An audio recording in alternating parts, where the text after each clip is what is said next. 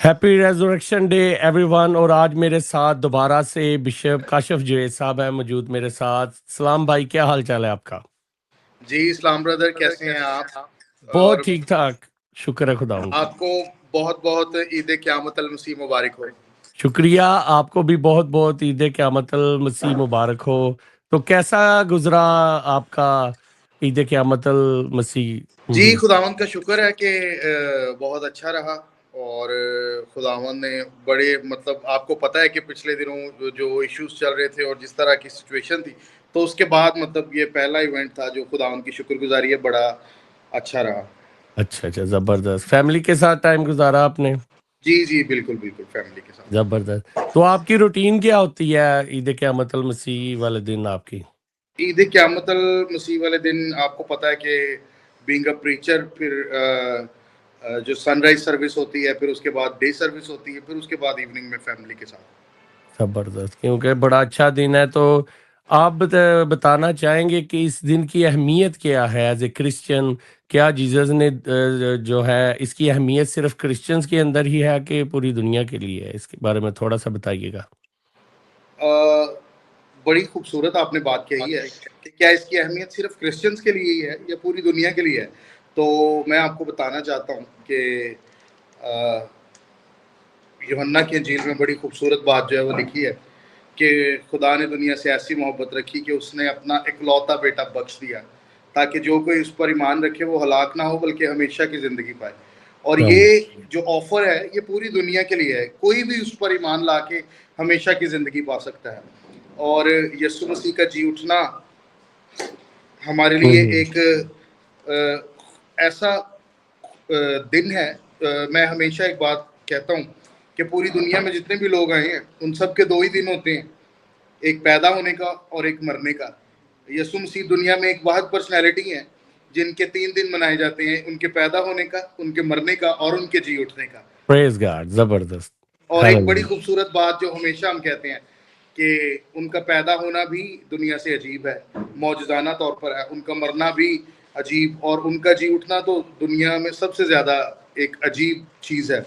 और मैं हमेशा ये कहता हूँ कि जो ज़िंदा है वही निजात दहिंदा है। आमीन आमीन। बड़ी खूबसूरत बात आपने की है कि जो जिंदा है वही निजात दहिंदा है। कि अगर कोई शख्स जैसे मर चुका है वो आपको कैसे बचा सकता है या आपको कुछ नहीं कर सकता? मिसाल के तौर पर हमारे जो आबा अजदाद हैं, दादा है, वालिद हैं, जिनके फौत हो चुके हैं, अगर हम उन्हें पुकारेंगे तो वो हमारी मदद के लिए नहीं आएंगे, क्योंकि वो तो अपनी कब्र से बाहर नहीं निकल सकते। तो एक यीशु मसीह की ही शख्सियत है जो कि जिन्होंने मौत पे फतह पाई और ज़िंदा हुए, और वो हमें भी अब्दी ज़िंदगी जो है देते हैं। बड़ी खूबसूरत बात है। और बिल्कुल इसी तरह हमारे बड़े एक पॉपुलर क्रिश्चियन राइटर हैं शहबाज चौहान भाई, हमारे बड़े प्यारे भाई हैं। उन्होंने उनका एक गीत लिखा हुआ है, बड़ा खूबसूरत गीत है। और उसमें बड़ी खूबसूरत लाइन उन्होंने लिखी है कि मौत जिसके खून की प्यासी थी, उसी के मरने से मेरी खलासी थी। हालेलुया, ज़बरदस्त। तो देखिए कि लोग जिसे जब जब खुदावंद यीशु मसीह को सलीब चढ़ाया गया होगा, तो लोग तो कर रहे थे कि ये तो मर गया है, जो अपने आप को मसाया कहता था, मगर ये नहीं कि जिसकी उसकी मौत भी लोगों की निजात का बायस बनी, ज़िंदगी दे गया, मरते-मरते भी। मैं आपको एक चीज़ बताता हूँ, ये तब नहीं, लोग अब भी ये कहते हैं कि आप अपने खुदा की इतनी बातें करते हैं, आप कहते हैं कि यीशु मसीह खुदा थे और उनकी इलाही कुदरत की बातें करते हैं। तो हुँ, हुँ। अगर वो इलाही कुदरत रखते थे तो वो अपने आप को क्यों नहीं बचा सके? और अक्सर लोग ये सवाल बिल्कुल, पूछते हैं कि यीशु मसीह ने जब सलीब पे जान दी तो कौन उनकी जान कब्ज़ करने के लिए आया था? तो मैं हमेशा उनको बताता हूँ कि हुँ, हुँ। किसी को ये इख्तियार नहीं था कि वो यीशु मसीह की जान ले सके। यीशु मसीह बिल्कुल, कहते हैं कि किसी को ये इख्तियार नहीं है, मैं अपनी मर्ज़ी से जान देता हूँ और फिर उसे अपनी मर्ज़ी से वापस लेता हूँ। वापस तो लेता हूँ। उन्होंने रज़ाकाराना तौर पर अपने आप को पेश किया कि खुदा का काम हो। उन्होंने अपने आप को पेश किया, जैसे खुदा के कलाम में लिखा है कि वो ज़बह होने वाले बर्रे की तरह खामोश रहा। बिल्कुल। जैसे कुर्बानी लोग बैलों बछड़ों की देते थे, कबूतरों की देते थे, अगर पुराने अहदनामे में देखें, और बहुत सारे मज़ाहब में अब भी देते हैं, बलियाँ देते हैं। बिल्कुल तो इसी तरह। देखिए कि लोगों के, मैंने जो अपनी ज़िंदगी में स्टडी किया, क्योंकि मैं जब जवान हो रहा था, तो मैं भी मज़हब से मुझे कोई लेना-देना नहीं था, बस ईस्टर वाले या कभी चर्च चले गए, साल में 1 मर्तबा, या कभी घरवाले ले गए तो ठीक है। तो मुझे ना हुँ, कफ़ारे का बिशप साहब नहीं था पता। तो हुँ, हुँ, अक्सर जब मैं दूसरे मज़ाहब की किताबें पढ़ता था, अब जो वॉरियर्स हैं, रिलीजियस फिगर जो हैं, वो बड़े जंगजू थे। वो उनके जितने भी फतूहात हैं कि वो तलवार उनकी ऐसी थी, वो मार देते थे। हमारे इंडिया में बेशुमार रिलीजन्स हैं, तो हर एक के जो देवी-देवता या जो उनके पैगंबर थे, वो बड़े जंगजू थे। तो मैंने देखना करना कि कभी बाइबल में भी देखे दाऊद नबी और सारे मूसा, वो बड़े ताकतवर थे और लड़ते भी थे। तो मैंने जब यीशु मसीह को देखना करना ना, तो मुझे बड़ी, जिसे कहते हैं ना, एक शर्मिंदगी भी होनी या एक कमजोरी का इजहार करना। जीसस मूवी पता चलती थी ईस्टर वाले दिन, तो मैंने कहना कि यार हमारा सुपर हीरो तो मार खा रहा है। तब नया नया एक ना शक्तिमान चलता था ड्रामा, शक्तिमान और सुपरमैन। मैं कहते शक्तिमान तो उड़ा देता था सबको घूम घूम के, और सुपरमैन भी। और जिसे हम सुपर हीरो कहते हैं जीसस को, वो मार खा हुँ, रहा है और कह रहा है बाप माफ कर दे, ये नहीं जानते। तो मुझे ना बड़ा बुजदिली का उनसर नजर आ रहा था, क्योंकि मुझे ना उस वक्त निजात का नहीं था पता कि ये कफारा क्या चीज है। तो हुँ, फिर जब आपकी तरह मुझे उस्ताद मिले, यूथ में गया, तो हमारे उस्ताद थे पास्टर आमर मनोहर साहब, हुँ, वो हुँ, थे। और मैंने जब चर्च जाना सीखना शुरू किया, और फिर मुझे पता चला कि कफ़ारा है क्या चीज़। वो कील जो खुदावंद यीशु मसीह के हाथों में छेदे गए, वो मेरे हाथों में छेदे जाने थे। वो जो काँटों का ताज था, वो मेरा काँटों का ताज था, जो खुदावंद यीशु मसीह ने अपने सर पर पहना। वो कोड़े जो थे, वो मेरे कोड़े थे, जो मेरे जिस्म पे लगने थे, यीशु मसीह ने वो ले लिए। और वो थूक जो उसके चेहरे पे थूका जा रहा था, वो बेसिकली मेरे चेहरे पे थूका जाना था। वो ज़लालत की ज़िंदगी जो मैं गुज़ार रहा था, वो मेरी सज़ा थी। खुदावंद ने वो सारे दुःख तकलीफ़ें अपने जिस्म पे ले लीं। और फिर जब मुझे पता चला कि आपका सगा भाई भी अगर मेरे पे कत्ल का मुकदमा हो ना, क्योंकि बाइबल में लिखा है कि गुनाह की मज़दूरी मौत है, और हाँ जी, कत्ल की सज़ा भी मौत ही होती है। अगर मुझे आज कत्ल की सज़ा होगी ना, मेरा भाई बाप नहीं आएगा कि मुझे फांसी दे दो। और हुँ, मैंने देखा कि वो दरअसल जिसे मैं बुज़दिल कह रहा था, वो मेरी निजात का और मुझे हमेशा की ज़िंदगी दे रहा था। वो सारे दुःख तकलीफ़ उसने अपने बदन पे ले ली, ताकि मेरी जान छूट जाए। दूसरे मज़ाहब के लोग जो हैं, वो तपस्या माँगते हैं, आप इतनी तपस्या करें, एक टाँग पे खड़े हों, चिल्ले काटें, आप बलियाँ दें, आप पैसे दें, तो फिर आपके गुनाहों की निजात मिलती है। मगर खुदावंद यीशु मसीह ने हमसे कोई डिमांड नहीं की, बल्कि हमें हमारी खातिर उसने बलि दे दी, अपनी कुर्बानी दे दी, अपनी जान दे दी ताकि निजात पाएँ। तो फिर मैं मुझे पता आपके चला ये प्रोग्राम हीरो है। और मैं आपके प्रोग्राम की वसासत से एक बड़ी खूबसूरत बात कलाम की आपसे शेयर करना चाहता हूँ कि आपको पता है यीशु मसीह ने जो छठा कलमा है सलीब पर वो कहा था हुँ, हुँ। तमाम हुआ। जी। और अगर आप इसके ओरिजिनल कॉन्टेक्स्ट में जाते, अगर आप कोई इसको इंग्लिश में देखते हैं तो वहाँ पे लिखा है दी एंड। लेकिन अगर आप इसके ओरिजिनल कॉन्टेक्स्ट में जाते हैं तो यीशु मसीह क्योंकि पब्लिकली जो है वो अरामी ज़ुबान बोलते थे, हाँ जी। और लेकिन अपने शागिर्दों के साथ जब वो होते थे तो वो अबरानी बोलते थे। तो इसके लिए जो अरामी वर्ड इस्तेमाल हुआ है वो है मशलेम, हुँ, हुँ। और जो इसके लिए ग्रीक वर्ड इस्तेमाल हुआ है वो है टेटलेस्टाई। हुँ, हुँ। और आपको पता है उस लफ्ज़ का मतलब क्या है? हुँ, नहीं।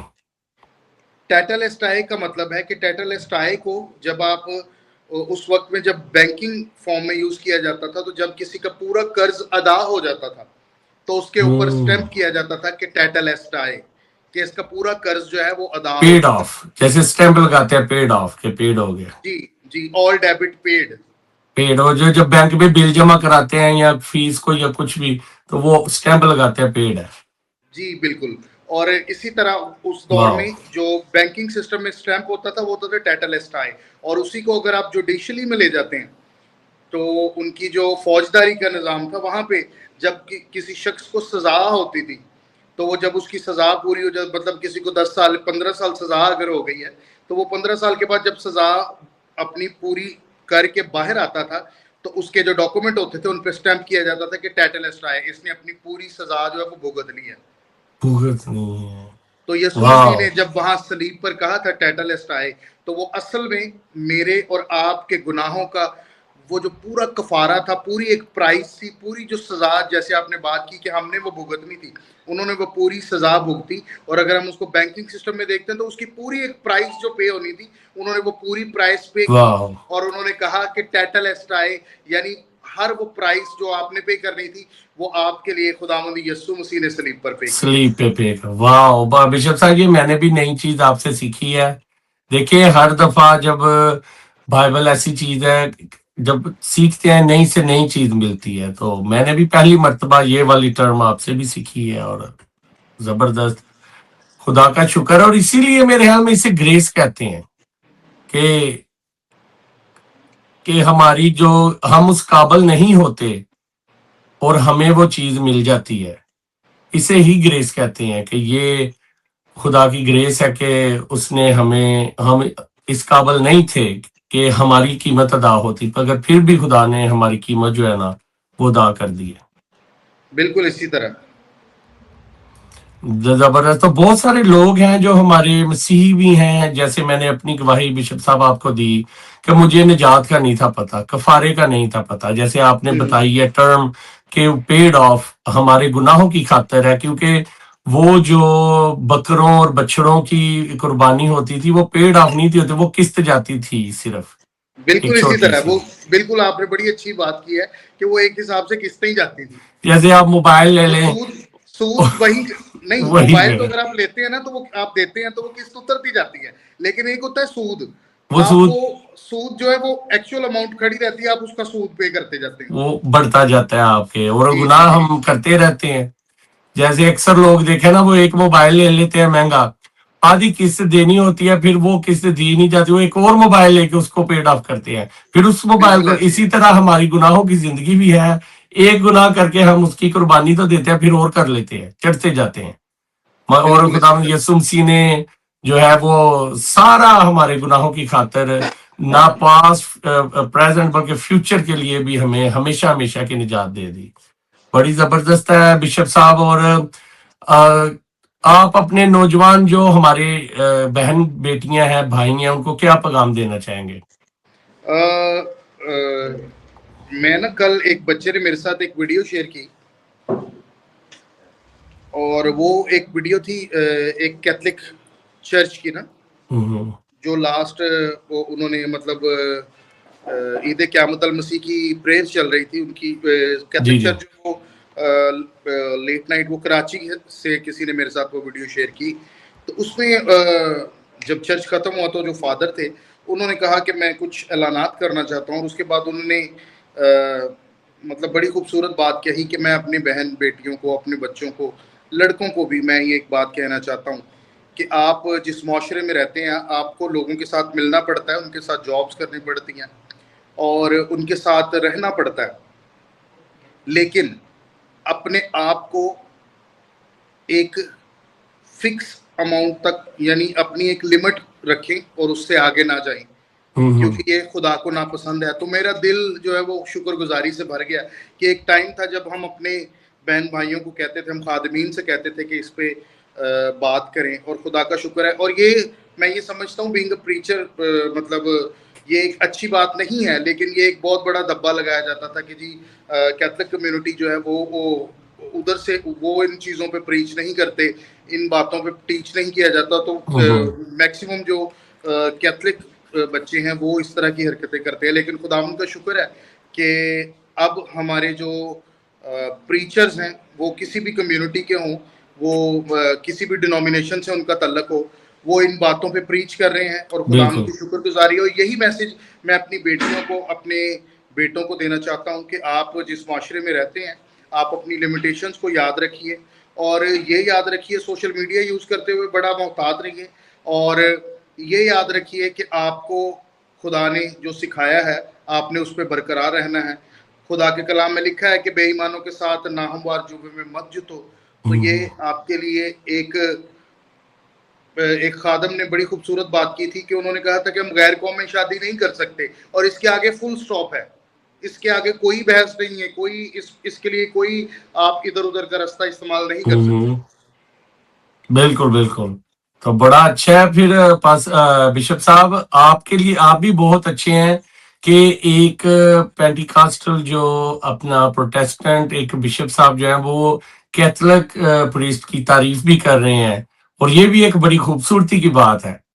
बिल्कुल इसी तरह, बिल्कुल इसी तो तरह। खुदा आपको बरकत दे बिशप साहब, बहुत बहुत शुक्रिया, आपने अपने कीमती वक्त निकाल के हमसे आज इतने ईस्टर वाले रेजरेक्शन डे वाले दिन आपने गुफ्तगू की, बहुत बहुत शुक्रिया। God bless you. बहुत शुक्रिया, गॉड ब्लेस यू, और सबको मेरी तरफ से रेजरेक्शन डे की बहुत बहुत खुशियां मुबारक हों। Thank you, God bless.